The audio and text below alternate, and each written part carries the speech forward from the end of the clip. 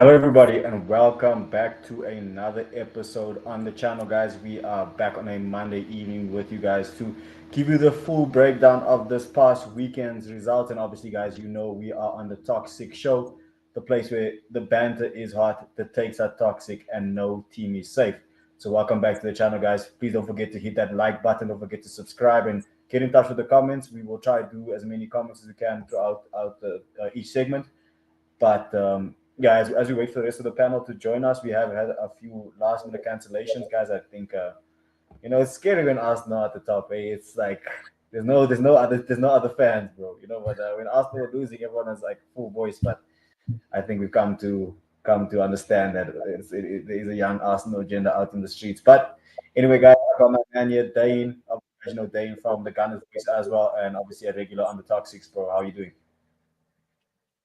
I'm good, and you, as you said, we're gonna have to search for new contributors with the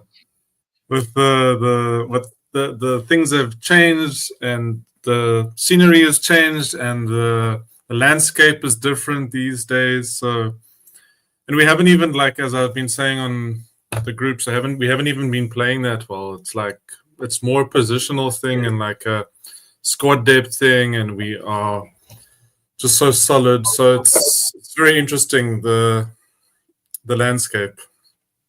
Yeah, look, I think as much as I think a lot of them said, Arsenal must win, but I don't think any of them either predicted us to be, and obviously we haven't won anything yet, but to be looking assured, leading the pack, and obviously City and Liverpool doing quite, poorly so far in the season. Look, guys, there's only 9 games. We really are not getting ahead of ourselves, but there's just, like I mentioned in the previous Gunners Voice podcast, I just have a real calmness about, like I know Arsenal are good. It's like, I go into every game expecting us to get a good result, and not in an arrogant way, but just to know, like, what to expect from your team, what to expect from your players. It's that, like, that thing where I said competence breeds confidence, and I think Arsenal are a very, very competent team. And then I think it just makes sense that we start there, bro. Obviously, with us being Arsenal fans, I just think it makes sense for us to start at the Emirates Stadium, where, like I said in the headline, Arsenal get a win, Arsenal get an important win, and that actually closes off a good run of 4 games in the league for Arsenal, where we dropped out of 12 points last season. I think we only got about 2 points from these fixtures in reverse, and now we're 12. So I think that's a lot. But that, if you ask any Arsenal fan, where does the confidence come from? It's actually these results. It's actually in the results where we're seeing, we're not dropping points in the same games we dropped last season. And another thing is when our rivals are dropping points, we're not dropping points. And those are two very very big markers to me when it comes to analyzing if Arsenal have a chance at this title, because I don't doubt the quality of our football. It's not always pretty, but it's efficient. That's one thing people cannot deny is Arsenal's efficiency. You know, we'll obviously talk about the game in depth, but obviously the whole headline around Arsenal set pieces, and obviously it did come to our assistance this past weekend. Look, I wouldn't want to say that's a set piece goal, because I don't think it's directly from the ball's kick and then someone headers kicks it in. But obviously the set piece has influence on the goal, and who else but Eberechi Eze, bro? It's just working out. Like like the song that he was introduced to us with. I think it's so fitting for him to score his first goal against Palace, in a win.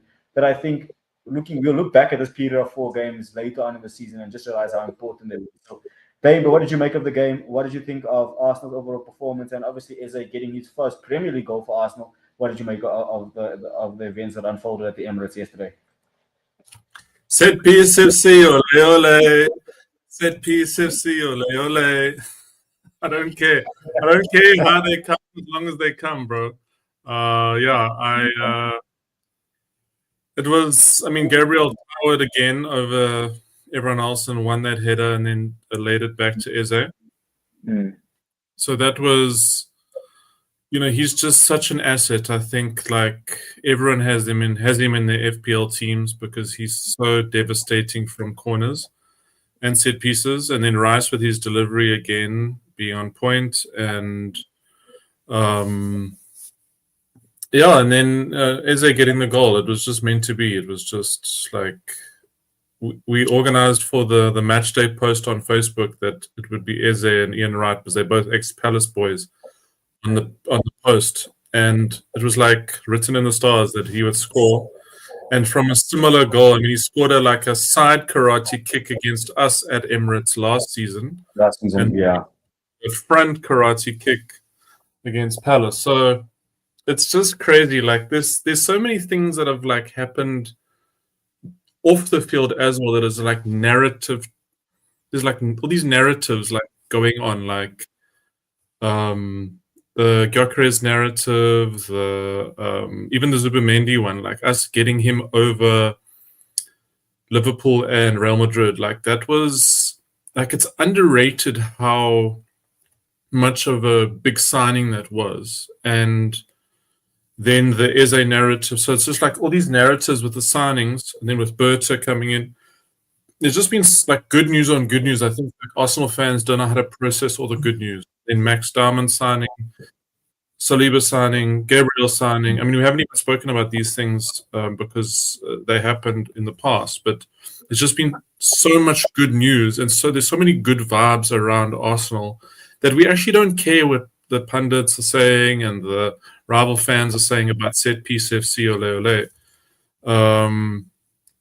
Yeah, we are just so excited about what is happening within. We're focused. yeah. Look, I think, like you're saying, I think we Arsenal are currently riding the wave of a good solid start to the season. I mean, just thinking back how the fan base was when we lost 1-0 against Liverpool. When you look at it now, it's like chalk and cheese. Guys were really having meltdowns that day. I mean, even with the City game, I saw it in group chats myself. I was quite astounded by it, and I did mention. I said, guys, look, it was early then.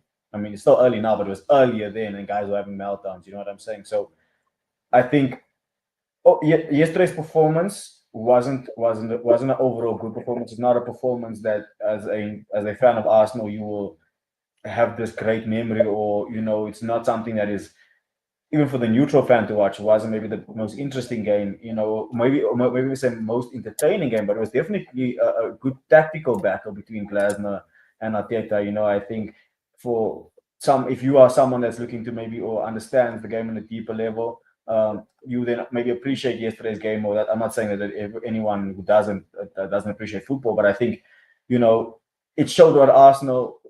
People say Arsenal aren't able to break down low blocks, that might or mid blocks, that might be true, but we did it with a set piece, and I think a set piece is a way of opening them up. And I think what Arteta's probably realizing, and then the coaching staff, is that, like I said, the last part is that margins matter.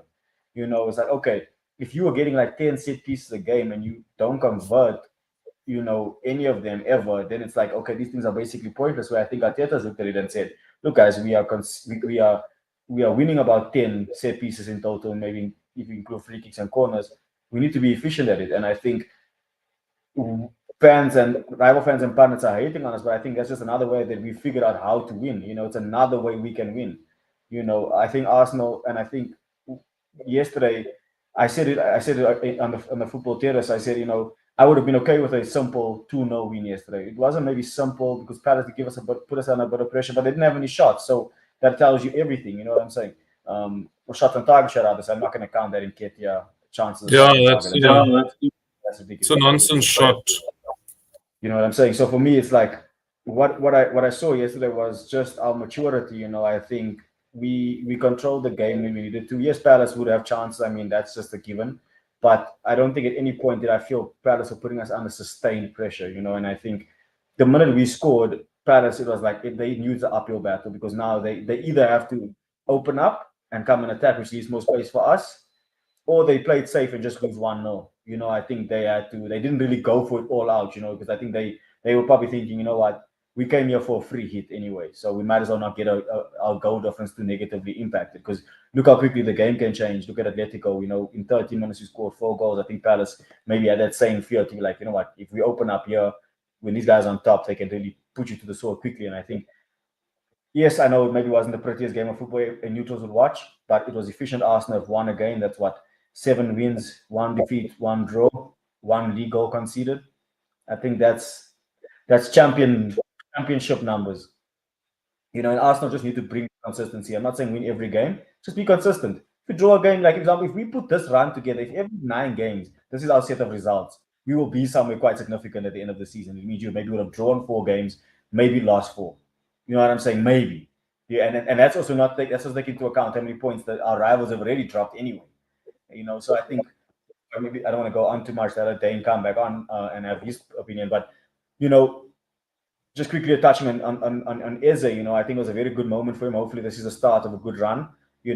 I'm always wary of playing players against their old clubs. I always feel like maybe they're too emotionally involved and we don't get maybe the best out of them. But I think Eze rose to the occasion, took one of his few chances, or like I think his only chance of the game. And I mean, he didn't have a shot prior to that, and that's Yeah, he what had makes another you shot. He had another shot. I can't remember, but it was blocked. It was a blocked shot.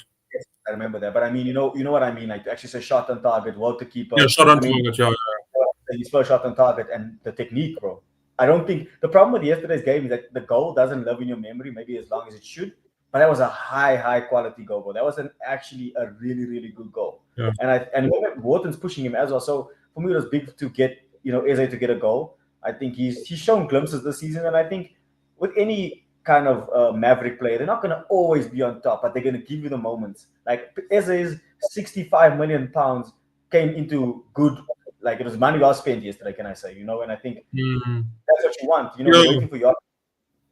He didn't have the best game overall. I mean, I think he didn't have a lot of touches compared to what Odegaard would have.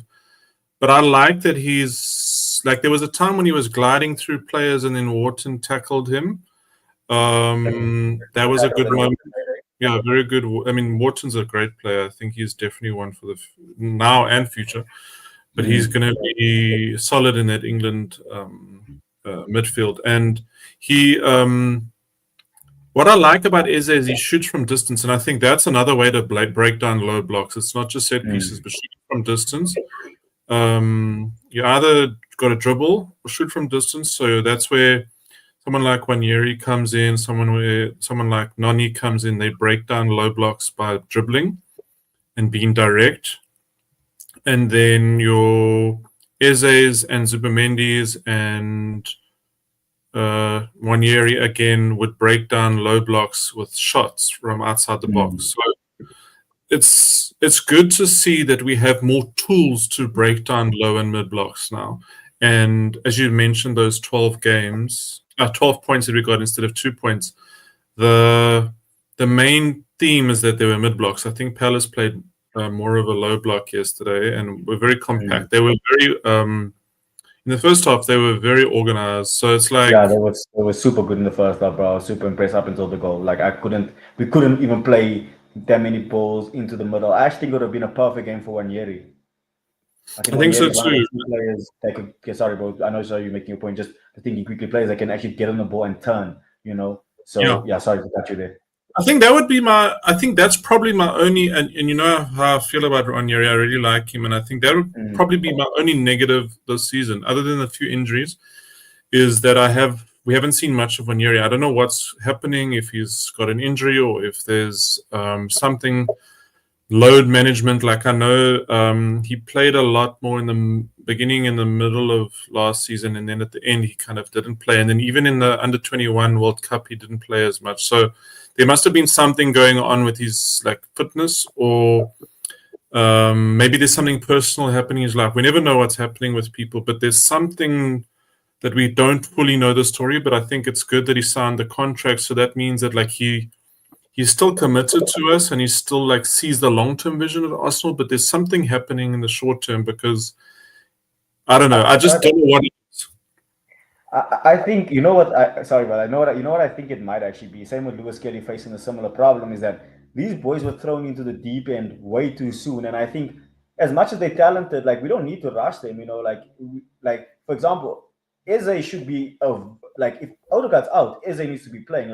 That's the level of you know what I'm saying. Obviously, Wanyeri is super talented. What I'm saying is we can't be depending on Wanyeri and Lewis Kelly. In my opinion, that's unfair. It's like they were thrown into the deep end last season. That's why I think Wanyeri and Lewis Kelly having to earn their minutes. I think it just actually throws them and gives them a more realistic, kind of feel of really being a first team player, because you got guys like Trossard, who don't always start, but they have to make an impact. And I think with them too, when they get their chances, like Lewis Kelly on Wednesday, got his chance, got an assist.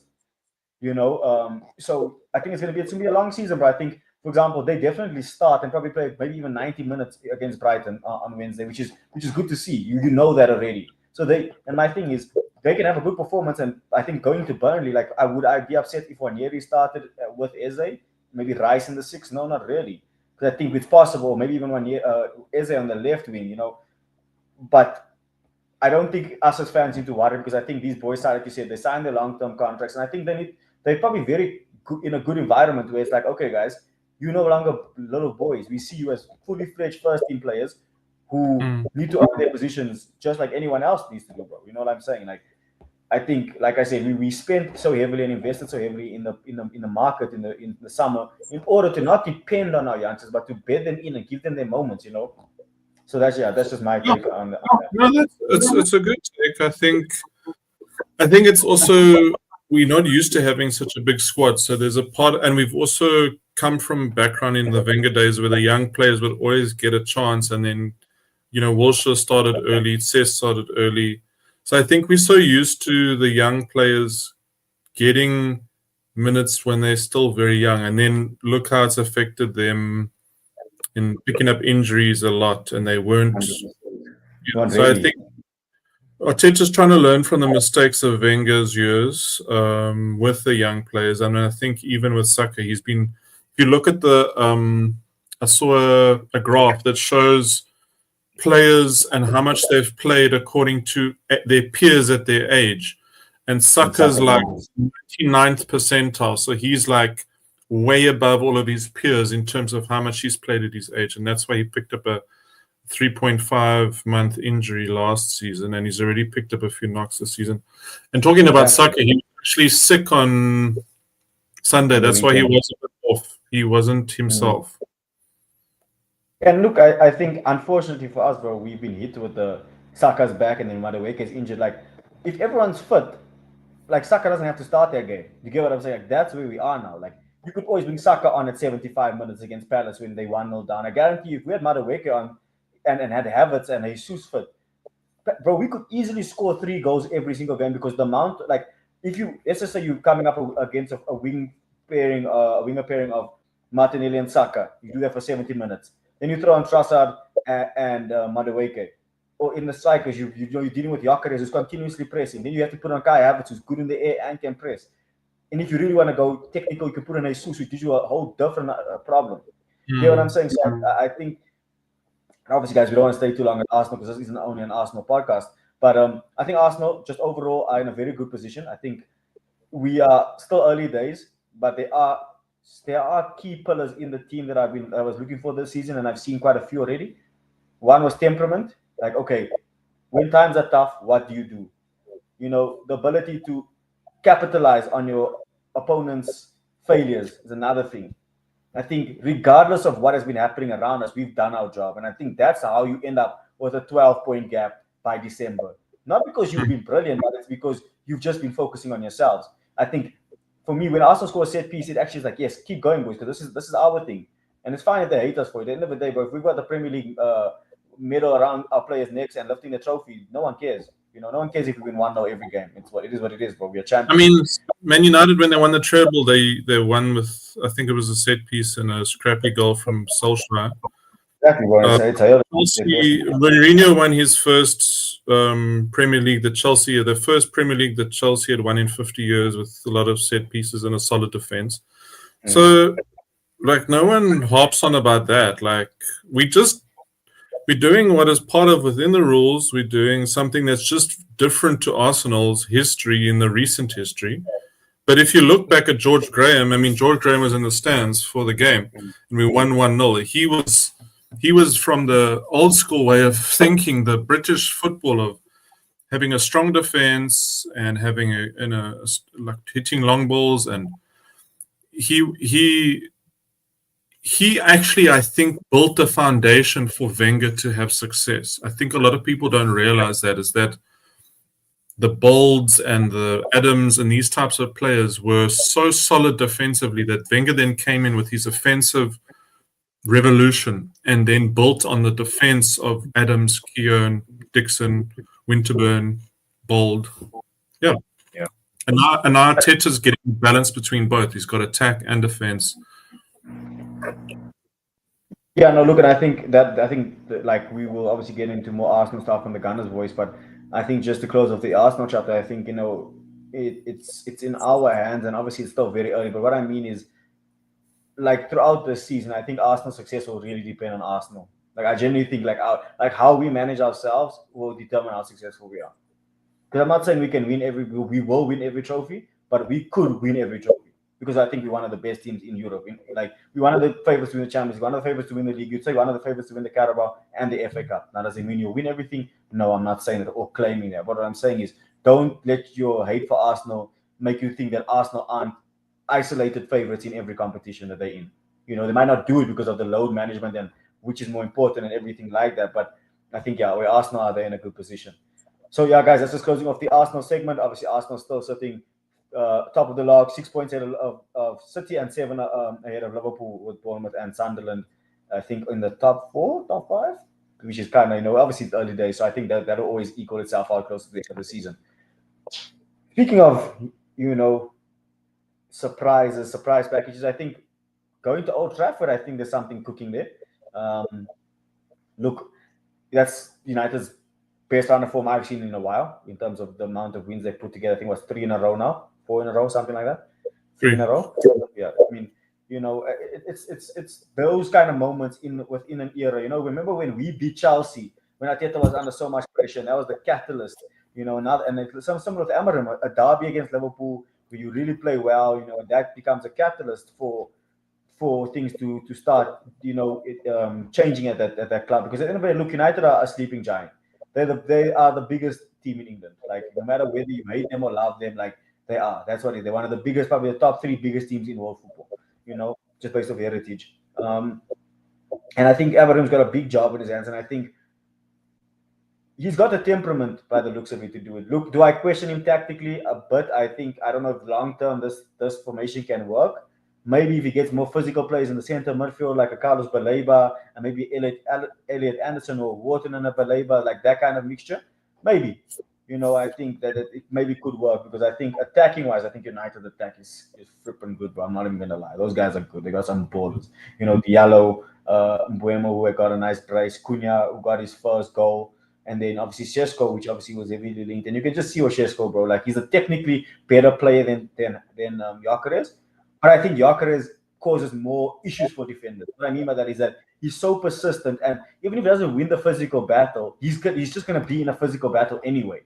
And I think with Šeško, if he had a similar temperament to a Gyökeres, I think then you're looking at a elite forward in the making. And I think United against Brighton, who have been like over recent times their bogey team, bro, obviously United coming out 4-2 winners. There's obviously they were 2-0 up, 3-0 up, then 3-2, then 4-2. Do you think we can see United possibly in the race for top 4, or do you think it's still early days? Obviously they aren't in Europe at all, but do you think a top 4 position is something that should be on the horizon for Man United? To be honest, I don't think so. I think they will still I think they'll make Europa. I think they'll do a top 6, top 5 type thing. I think we're going to get another Premier League having 5 entrants into the UCL. So I think United will come 6th or 7th and then get into the Europa. I just see like a surprise being in the UCL spots. Someone like even like a Palace still being there, or a Bournemouth, or I don't think Sunderland. I think Sunderland will drop off, but I think one of these teams could be there, or even the Spurs. I think the Spurs have a good chance. I know we're going to talk about them later when Sech joins us. How do you say it? Is it Sek or Sech? Sichava.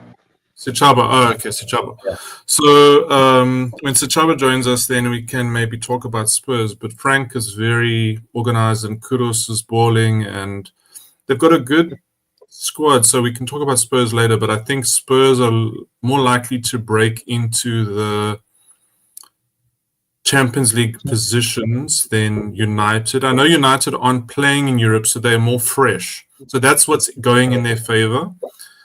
And I think like people are underestimating them because they were so bad last season. So I think there's there's that, and then obviously the attack is very good. So there's some elements, but I worry still about the keeper is just doesn't look good enough in the Premier League. I was gonna mention it, the keeper, and I was actually gonna ask you. I think he's looked quite decent, bro. I think he's brought some assurity to them. I think if you look at the goals they've conceded, I don't know if you can put it down to the keeper and the mistakes.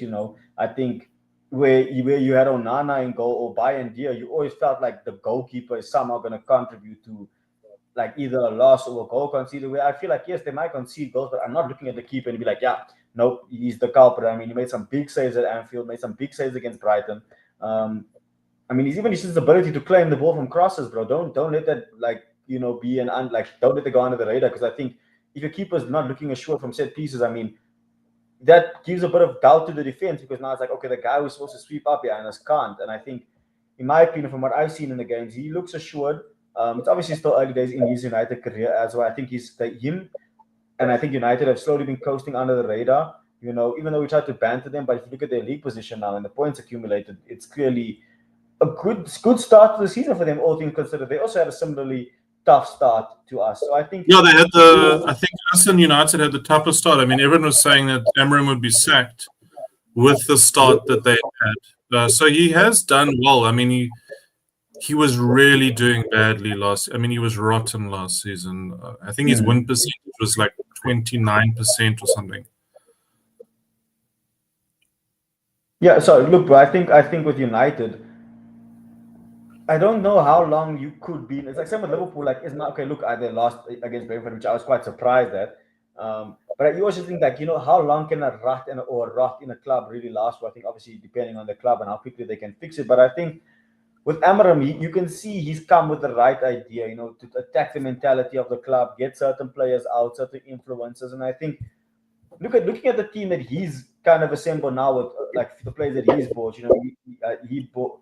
He didn't get the look. He got he came in Jan, so he got Dorgu, but he got Sesko, Mbuemo, Cunha. I don't think they're looking too bad. I think all things considered, I think the top four, so we say Champions League places this year, will be quite interesting. I think we find a few surprises, like you said, and I think United, I think in my opinion, will be part of it, because I think if they can just stop being so leaky, in the goals and the chances they concede, I think attacking wise, they can be a team that can outscore you. I think because they they created the most chances in the league. I think that should tell you actually the like I said the other day, success leaves clues, and I think you can tell they'll have a very potent attack soon. But it's that defense. It's like, okay, you can't always, you might not always be able to score 3 goals, or even if you score 3 goals, you might concede 4. And I mean, that's no way to long-term try win trophies and become successful. I think Arsenal have found that balance quite well, where we can score and not concede, to almost a ridiculous degree. And I think if Amorim can take anything out of Arteta's cap, I think it would be that. I think it would be to be able to just make his team a bit more defensively assured, because I think, I'm not even going to lie, I think their attack is almost on par with ours, bro. Like, Cunha and Mbuemo could easily start for Arsenal, like, in my opinion. Like, genuinely. No, I mean, I think they were Cunha was overperforming his XG for 2 seasons before United signed him. And then Mbuemo overperformed his XG last year. So they also score from goals or positions on the field that are unlikely that other players would score from. So they are going to get you goals that you wouldn't normally get. And then Sesko's pre-peak. I mean, he's like young. So, I think this season is going to be a hard one for him. I think he's going to do okay. And then next season, he could really, do well and explode. Yeah. So it's looking better for United. I think it's still confusing, though, why players leave and play better, like Rashford and Anthony and I think it's the environment, bro. I think players, the accountability aspect of it, I think that's unfortunately got United. I mean, same thing that happened to Arsenal for all those years. Maybe not everyone left and went to go play better, but I think, there's this, bro.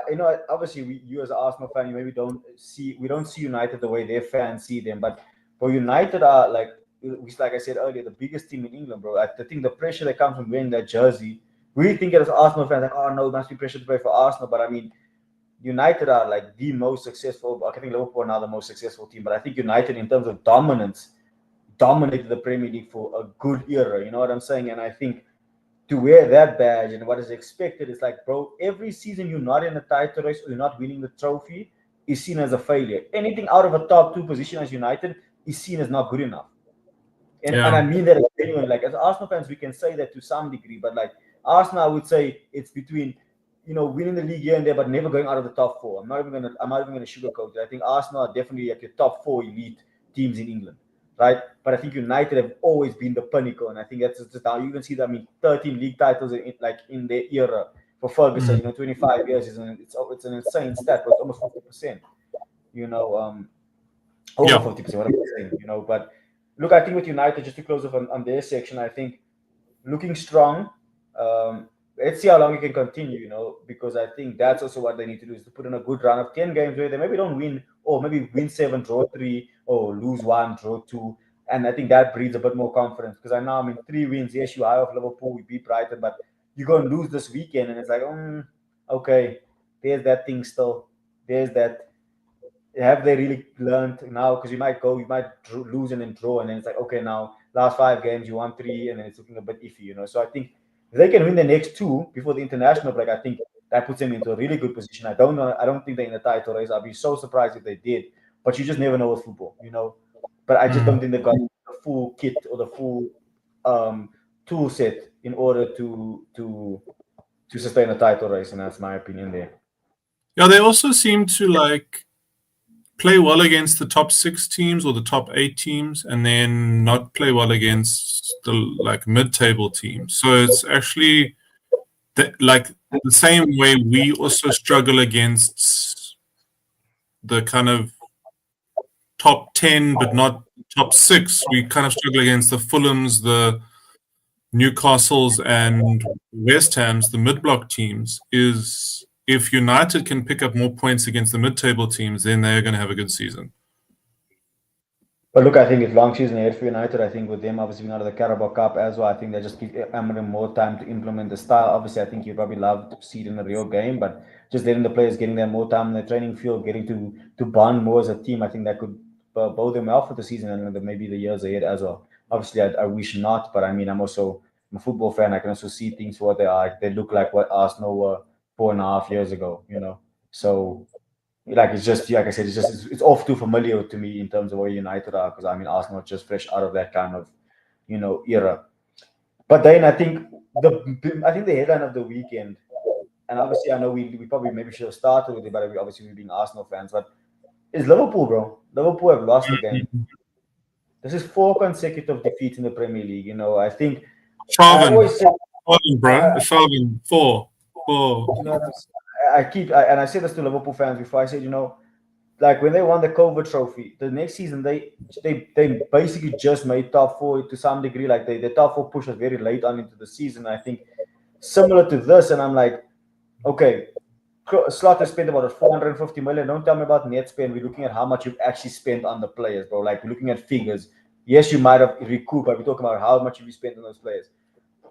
We're looking at a total package of 150 million for Isak. Looking at like 100 to maybe I think it's like 125 million for Verts in total. You're getting 80 something on Iketike. You spend 40 on Kirkus, 90. 40 It was 90 on Ekatike. you know what I'm saying? So you're just looking at those numbers. You almost spent 300 million on three players, bro. And I think Slot is in a position where not knowing his best team is gonna Mm. really, really hamper him this season. And he needs to decide quickly what does he want to do. Because at the end of the day, look, yes, you can obviously you've got Mo Salah, who's probably the best Liverpool player in the history, bar Gerrard, if you're being honest, right? Can you say that he shouldn't be in the team? You've just given him a new contract. So I think that's why it's a bit weird for me with Liverpool. It's like, okay, if you slot and you want to change your style of play, and maybe Salah doesn't necessarily fit it, why did you guys give him a new contract? Because now you have to change the system, which maybe doesn't involve him. But you can't be spending 400,000 a week to keep a guy on the bench. So you have to make it work. You spend Mm. 105 million on Verts, you have to make it work. have to start him because people are going to ask and say, listen, is he a bad player? Is the system not working? So you're going to have to find a way to make him work. Isak, you're going to have to find a way. So the problem is that regardless of whether he wants to change the system or not, he's got some non-negotiables that need to be in his team, and they might not always be what they need. And I think Liverpool are in a tough position now, man. I think if I mean, the next what's it, set of games, I think it's Crystal Palace in the Carabao Cup, Villa in the league, Madrid in the Champions League, and then City at the Etihad, and then it's international break. You know, you look at that, you think to yourself, yes, Liverpool. Things can just start very quickly. I mean, things are already quick. But I mean, look, bro, you get knocked out of the Carabao Cup and you lose to Villa. It's looking like, dude, slot. It's looking, you know, and I think a lot of Liverpool fans at the beginning of the season would say, no, we'll still give him time. But I think, like, what is an acceptable fall off? Like surely there should be like a level of, okay, guys, we can't let it drop down so drastically because does it mean that this guy didn't coach us well last season? How did we win the league? Were everyone just that poor and we were good, or Salah had an amazing season? I think there'll be a lot of questions that are going to be asked to Liverpool, and it's up to Slot, and I think it's up to the players to find the answers to those questions, bro. And I think, you know, obviously we saw Liverpool as our main title rivals this season, and look, they still might turn out to be that. But what are you making of what's happening at Anfield, bro? Do you think that it's Slot maybe not knowing his best 11? Do you think Mo Salah having a lot of pull power at the team that, you know, you have to build a team around him still? Or do you just think, you know what, Liverpool are being found out and Slot is being found out for maybe not being as good tactically as what people praised him when he won the league last season? Just your quick thoughts on Liverpool, bro. I think it was poor recruitment. That's the biggest thing that I'm struggling with, is the imbalance in the squad. I think the stat that I read is that they've conceded 21 goals and we've conceded 3 goals in the whole season. So this is all competitions. 21 goals is like 7 times more than what we've conceded, and it's just not sustainable. Hey? And they played, I would say, had an easier start to the season than us, bro. Yeah, exactly, and an easier start. So it's just the squad is unbalanced. They had a good attack, then bought Ekitike, who was good. Then they got Wirtz. I think they could have stopped there, but then it's like they had unsettled Isak, and then they probably had made a promise to him that they were going to come in for him, and then had to kind of fulfill it. But I think, like, as we've said before, Guehi should have been prioritized, and then another midfielder to cover Gravenberch. So they just don't have enough defensive solidity. And then there's also on the Mzansi Gunners podcast that I'm on, Renai was saying that the loss of Trent is actually bigger than, and I saw another post on X about how they didn't battle with final third creation because Salah was doing that in the final third. So why did they buy Wirtz if they didn't need final third creation? They were going to miss Trent's creation from deep. So that's why they actually needed a Zubimendi. They didn't get Zubimendi, then they should have gone for a deep lying creator, even from the midfield, because Gravenberch isn't that creative. So they should have just thought differently about the balance of the team. I don't know who the correct profile would have been to create from deep. And I know Adam Wharton, though. Yeah, Adam Wharton would have also been a good one, yeah. Adam Wharton. So they just didn't think about balance in the team very well. Virgil's getting older. I mean, if he gets an injury, then it's totally a shambles for them. And he's also not having a great season so far.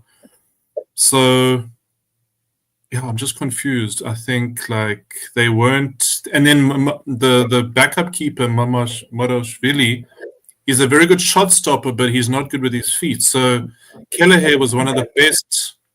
Actually, the record that Kelleher had was better than Alisson's in points per game in the last 3 or 4 seasons, which is crazy. Yeah, look, and just to touch on that, bro, I think, you know, we're and I said it on the other part is that Liverpool are suffering from the lack of continuity. It's that, bro. I'll say it again. That's one of the reasons why Arsenal couldn't win the league last season. We were not able to put out a consistent team. the players don't know. For example, them even Arsenal are making a lot of changes, but the system is the same. Players know what to expect, so you can almost swap anyone out and it should work. But I think Liverpool they don't know what style they're playing. They don't know their style of football, bro. Like they don't dominate as how Liverpool teams to be. Like last season, I think like Liverpool looked way more dominant in possession. Under Klopp, they look way more dominant in terms of how they press you. I think their press is still relatively decent, but I think there's a lot of aspects to their play that is I just not seeing it. Like maybe they can do well Europe wise. Champions League on the day be good, but I also don't see them winning that. The league, I think they still are the shot. Don't get me wrong, but I don't know if they're favorites, and I'm not saying that we are outright favorites, but I think what would make me say that we are favorites, and the only reason I'm saying that is because I think you know what to expect from Arsenal in a weird way. You just don't know what to expect from Liverpool, and I think Liverpool don't know what to expect from Liverpool. Like you win 5-1 in the Champions League, and then you go and change that team and lose 3-2. Where let's all be honest, Liverpool are outplayed by Brentford. It's not the first time in the last 5 games that they've been outplayed. Every game they've lost, they've rightfully lost. I think United they deserve to lose. Palace they deserve to lose. Who else Palace did could they have beaten them by like way more by goals than more? they did. Alisson didn't pull out some other heroics. I mean, who were they lost to 4 in a row in the league? It's Palace, United. Who else? Palace, United, Brentford, and I'm missing someone else there. Bournemouth? No, that was the first game when they drew when they lost 1-4-2.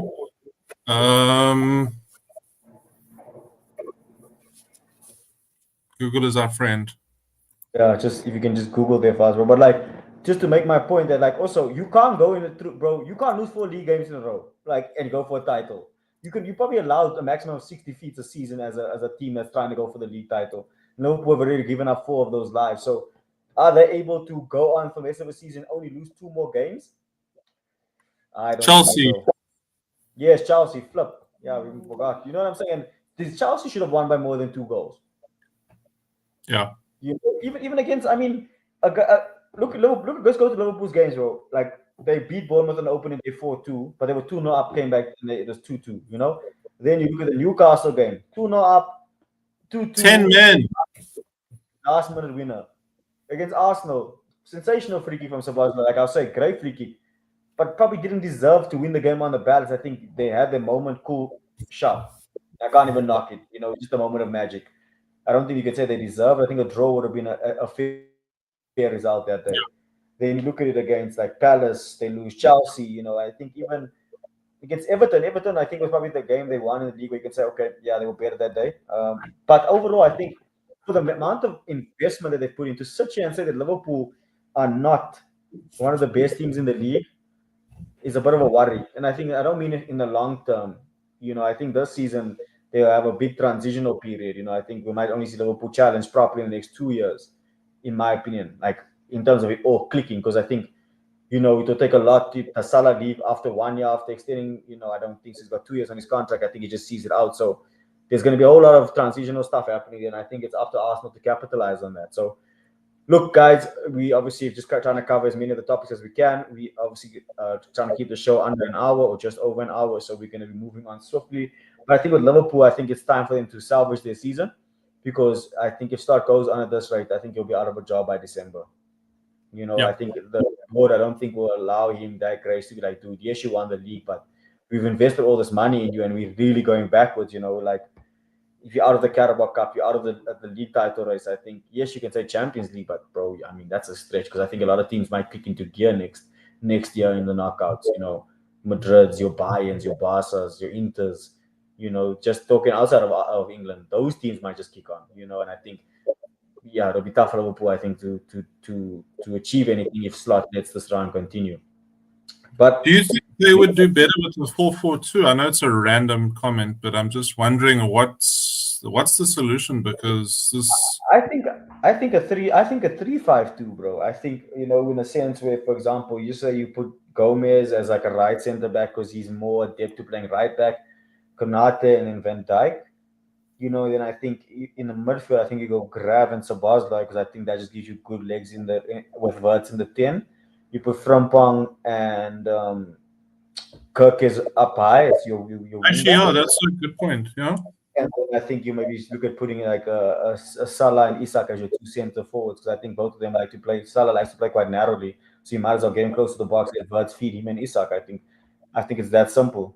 Generally, That's too, I think actually that's that's how actually you a get. good shot. That's what I would. I wouldn't go 4-4-2. I think 4-4-2. I don't think Liverpool have the legs to go 4-4-2. I think the midfield is still a bit. It's not the most physical, but I think what you can do is use your wing backs as a way to keep teams pinned in because I think both Get the Frimpong and width. Kirk, yes, the Get the width, width from the wing back. yeah, even Bradley. But I think not even just the width, the fact that these guys got such good, they up and down plays are not inverted means that they can press you up and down, which means they can keep you in your half. Or if you beat them, and it's Van Dijk on the left and it's like Gomez on the right, you at least those two players can sprint. But then in Grav and Sabazla, you got good legs that can cover in the middle. You know what I'm saying? And you kind of Mm. you can allow Verts to free roam, let Verts pick up the spaces. Salah, and I would even go as far as even going Eketike and Isak. I think maybe that works, or even a Chiesa and a Salah's Eketike. playing Ming at the moment, eh? Who's this? Salah's playing Ming Oh, at the moment.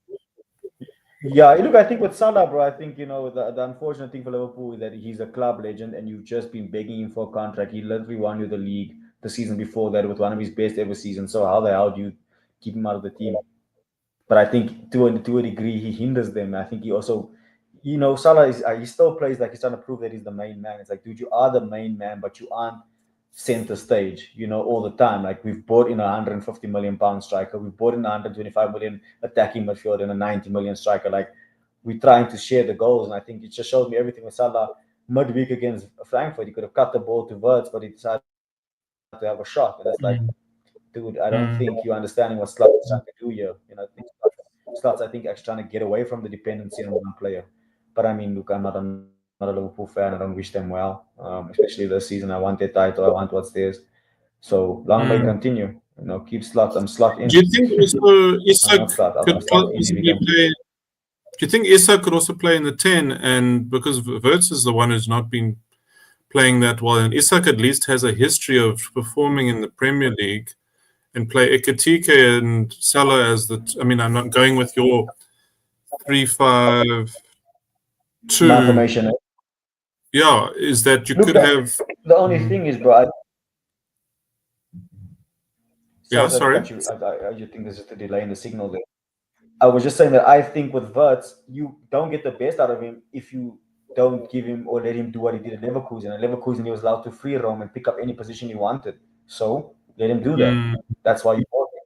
You can't buy him, try and make him something that he's not. That's why you're going to be pissed off, bro, because you're like, oh, he can't do this. And it's like, yeah, but he never did this.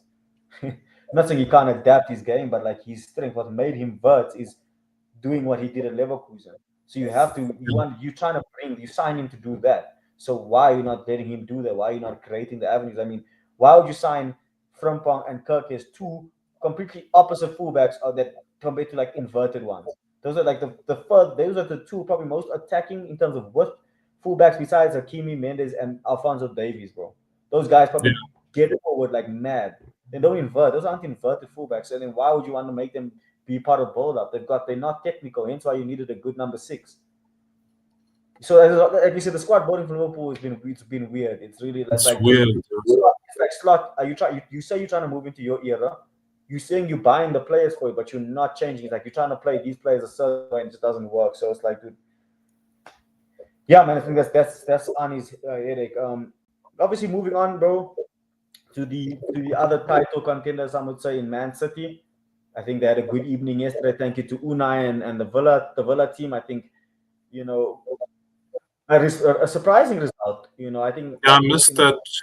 I didn't watch the highlights either, so I don't have much to say on me the neither, City. bro. I don't have too much to say, but what I can say is that City are not the City of old, and I think people need to I think the whole fearing City might come back and go on a 16-game run. I don't think they're not the same team. They're still good. They're still good, but I don't think City will go on like 15 games unbeaten kind of thing. No, it's like they've already lost what they've lost like 3 games already this season. They've also gone to more. I mean, that's one thing that I do understand is that they used to have the 4 big centre backs that were all pretty much inverting and Now they've gone with Ait Nuri on the left to bomb up and down because he was very good for Wolves. So they've also kind of switched tactics quite a bit, and I don't know if it suits Pep. I think it suits Haaland because he's getting like balls in, and I think it's just made the team more one-dimensional, which is interesting. And like, I don't know, how has Shirky been playing? I haven't been watching City much this season. Look, I think he just came back from an injury, but another player that is always allowed to go under the radar is Phil Foden, bro. This guy's played the season 2 years ago, and like no one puts any pressure on this guy to like carry his team. It's insane. True, you're right. Like Saka is literally meant to do that, bro. It's like Saka's not good. Saka's only playing in a good team now. Foden came through playing in a world class team with world class players. Bro. Saka has had to play around duds, and I think that's how I always say. People can argue about who's more technical. Like, I understand, sure. You can say that they're better players in terms of the technical, but I don't think they. I think if you isolate their careers and put them all three of them, maybe like Palmer, Foden, and Saka, all three in like very average teams, I think Saka still shines the most. I think he's able to just step up more. I think he's got And the more character. Yes, I think Cole Palmer, bro, he's obviously at Chelsea. I think he did well, but Foden, like, sorry, to go back to Foden, I just think Foden out of the three for me is like he's probably the best out of the three, but he's got the least amount of big match temperament. I feel like I don't ever like when Foden plays. I'm not gonna even Arsenal. I've never feared Foden, bro. Like I don't feel like he's a good. Like I'm like, yo, this guy's so good, but I'm not. He's not like De Bruyne, bro. Like where this guy's, this guy can step up today. This guy carries the team. I think. Yes, in the season he won Player of the Year. I still don't even think he was the best player, if I'm being completely honest. But I know that's a conversation for another day. So yeah, obviously City dropping points, so that's now 6 points behind Arsenal. Dane, do you think, just quickly on City, do you think that City are going to still be in the title race come maybe Feb, or do you think maybe not this season, maybe City just consolidating a top four? You think they will be? No, I think they will. I think they will still be there. I think Holland is just on some other crazy form, and Pep is so good as a manager that he's able to adapt. So I think they've got one of the best managers in the Premier League history who's still able to get results, even though he's not at his best, and his team is in a rebuilding phase, and he's trying new tactics. So I think Pep and Haaland are still like world class. Kai Havertz is back. Oh, cool. I was going to say Gyökeres must actually be so happy. I think Gyökeres is exhausted. He's wrestling every game, and I think like when they are rotating more, Gyökeres will score more. I think he's gonna be happy.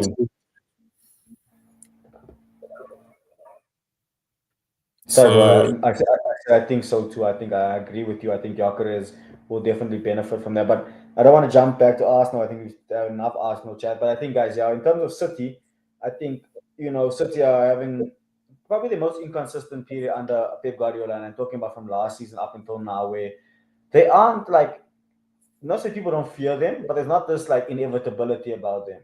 It's not like, oh my goodness, how many are we going to concede today, or can we beat them? It's like teams. I mean, City got a good footballing lesson against Spurs.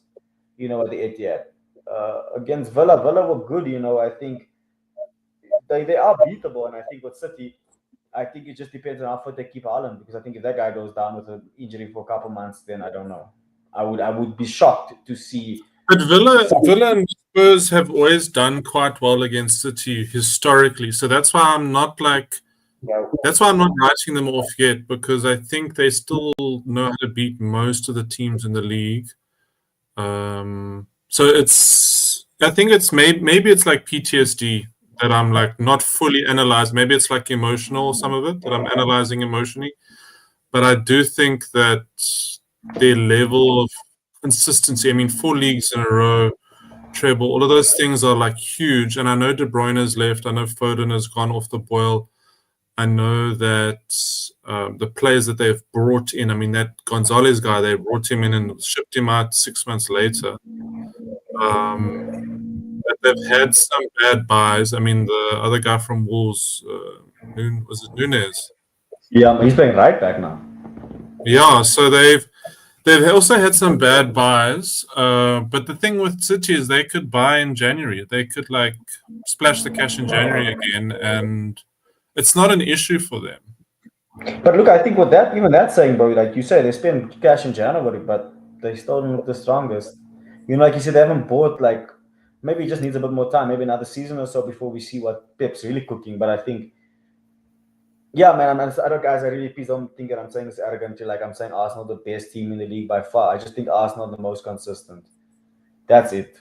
I We're think the you, most you balanced. We're the most yeah, balanced as well. yes, bro, And and I we've think you been also building sorry. momentum in the right direction. Sorry, it's like City had tons of momentum and then they lost it surprisingly, and now they're trying Mm. to get it back. Liverpool were built like had built like a good amount of momentum to win something, and now they've kind of like hit this blip. It's almost like they got a bit egotistical and like,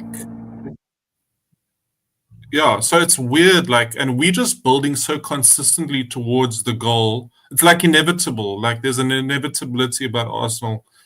Also, with 3 title runs, we're the most consistent over the last 3.5 seasons.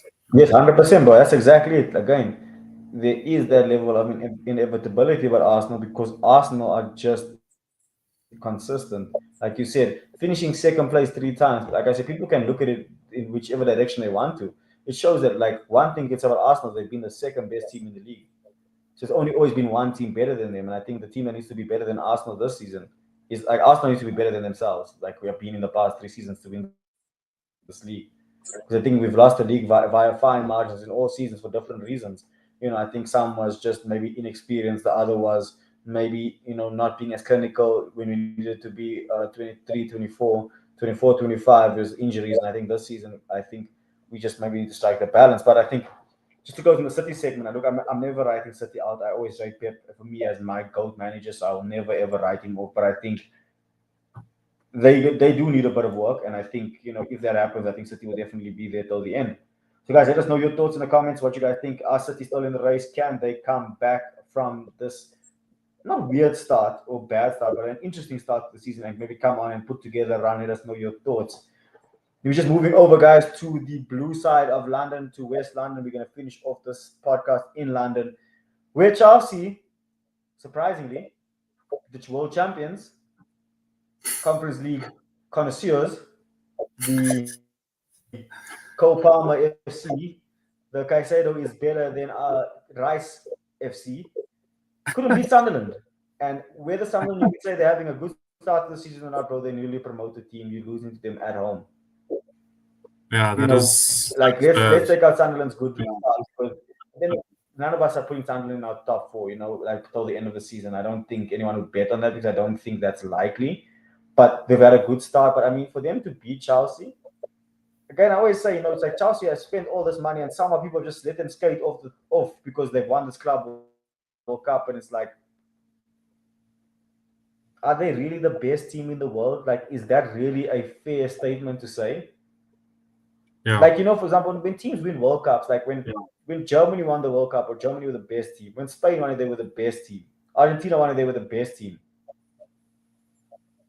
But I think at Chelsea, like I think, bro, like honestly speaking, look, they lost to Bayern. Look, they beat Liverpool.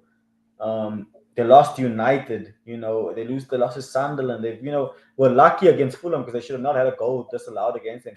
Fulham should have been 1 up in that game. They could have maybe turned the tide of that game. So I think when it comes to Chelsea, bro, I'm just always so perplexed by the chest that their fans have. And yes, they'll say, yeah, but you don't have this trophy. But like, bro, we're watching football in 2025. You guys are not that great of a team. Like Chelsea are really not that good as their fans would make you think.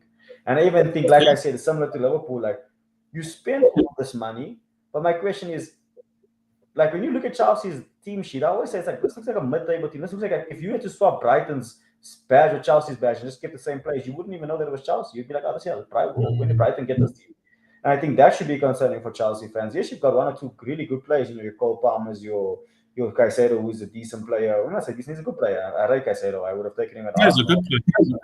play. I think João Pedro, I like. Obviously, he hasn't scored, but I think I can't. Esteban, Yeah, I think I can't really go with João Pedro because I like Gabriel Jesus, and Jesus and Pedro are quite similar in that. They don't maybe score as much, but they're definitely effective players. They're never going to score you 20 plus league goals, but I think they'll give you a good 12 to 15. But also offer you quite a few assists as well. And I think they've got some decent players, but overall as a squad, but I think Chelsea's squad is very, very average, bro. it's just Like also very, unbalanced. It's also unbalanced, like the lack of the uh, investment in their defense and their goalkeepers. It's just they just keep on buying attackers. They keep on buying more and more attackers, and it's like they've got a lot of attackers already. The problem is conceding goals. The problem is not having experienced defenders who can. I mean, their best player was it Thiago? Was it Silva? What was his name again? The yeah, Brazilian. Thiago Silva, bro. You're 100% correct. He was their best player even when they were going through that stage when they came 12th, and he was like 38 or something because like he had experience. And I just think like they should have gone for someone more experienced in their backline and goalkeeper wise. And when they didn't do that, I kind of knew that there wouldn't be much this season, besides maybe a cup team. And I think they should be more than a cup team. The amount of money they've spent they've spent 2 billion in the last since 2019. So you shouldn't spend that. Bro, there's huge investment. You shouldn't be spending that much and be a cup team. And I think like the Chelsea fans that we know as friends are like they're so into the banter world that they say we're the champions of the world and they say we've completed football, and then like it's almost like catchphrases that they just repeat. And then I think deep down they know that their team is it's not a team that's gonna do any. Team. Yeah, like they could maybe get to the semi-final of a Champions League this season or something like that, but it's not going to be a convincing dominant run through the Champions League. Yeah, look, I think with Chelsea, the only problem I have with that is every time you doubt Chelsea, they end up winning shit. But I think, I don't think just if every team in Europe turns up on their day, Chelsea are still not amongst the top teams. Really, they're not the top five. They maybe not even the top 10 in Europe. Maybe they just make it. Maybe. Like generally, like you're thinking top five, you're putting Barca, Madrid, Bayern, Inter, Arsenal. You say Liverpool, City, that's 7. Real Madrid, Real Madrid. I did say. I said. So yeah. I said Bayern, Madrid, Barca, PSG, Arsenal, City, Liverpool. Inter 8. There's 2 spots left. You could maybe put Chelsea in there.